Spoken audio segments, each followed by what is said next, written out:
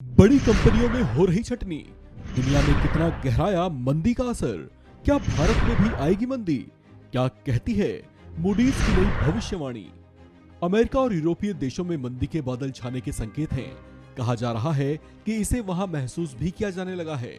दुनिया की कई बड़ी कंपनियों ने अपने यहाँ पर बड़े पैमाने पर छटनी की, तो इसे मंदी के प्रभाव के तौर पर देखा जाने लगा। इस मंदी का प्रभाव दुनिया भर के देशों पर भी देखने को मिल सकता है।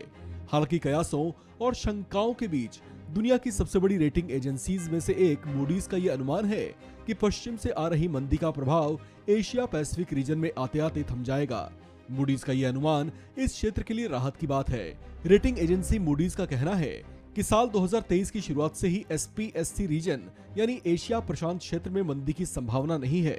हालांकि यहाँ पर हाई इंटरेस्ट रेट्स और ग्लोबल ट्रेड ग्रोथ धीमी रहने का आसार जरूर दिखाई दे सकता है। ऐसे में सवाल भारत को लेकर भी है कि इसका असर भारत पर कितना और कैसा रह सकता है। APAC outlook a coming down shift शीर्षक वाले अपने विश्लेषण में मूडीज ने कहा है कि अगले वर्ष भारत धीमी वृद्धि की दिशा में बढ़ रहा है, जो इसकी लॉन्ग टर्म संभावनाओं के अनुरूप है। सकारात्मक पक्ष को देखें तो निवेश का प्रवाह और टेक्नोलॉजी और कृषि में प्रोडक्टिविटी गेन से ग्रोथ को गति मिलेगी।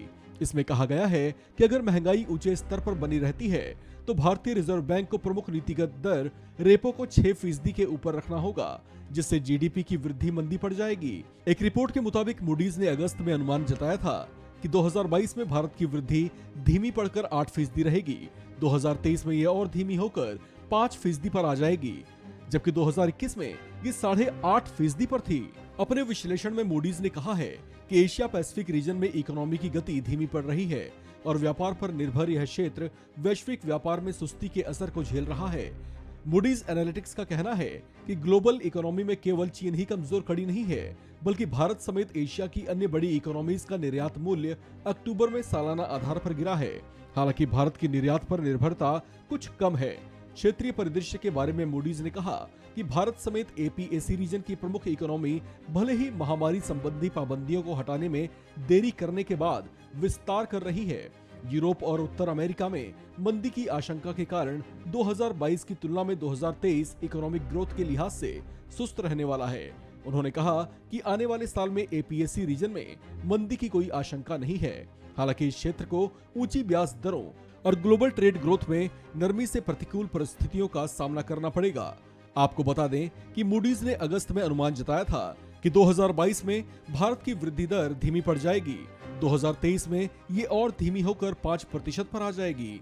अपने विश्लेषण में मूडीज ने कहा कि एशिया प्रशांत क्षेत्र की अर्थव्यवस्था की गति धीमी पड़ रही है और व्यापार पर निर्भर यह क्षेत्र वैश्विक व्यापार में और मंदा पड़ सकता है। इस खबर में फिलहाल इतना ही।